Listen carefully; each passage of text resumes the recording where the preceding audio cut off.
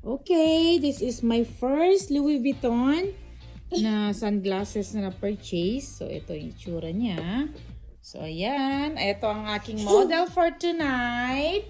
Look, Ayan guys. siya. This pattern. Look, this stuff. So, ayan.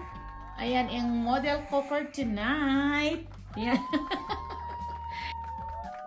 So, mapapakinabangan din ng mga bata to paglaki nila. Ito yung itsura niya. Yun, nawala nga lang ilong ni Dexa here.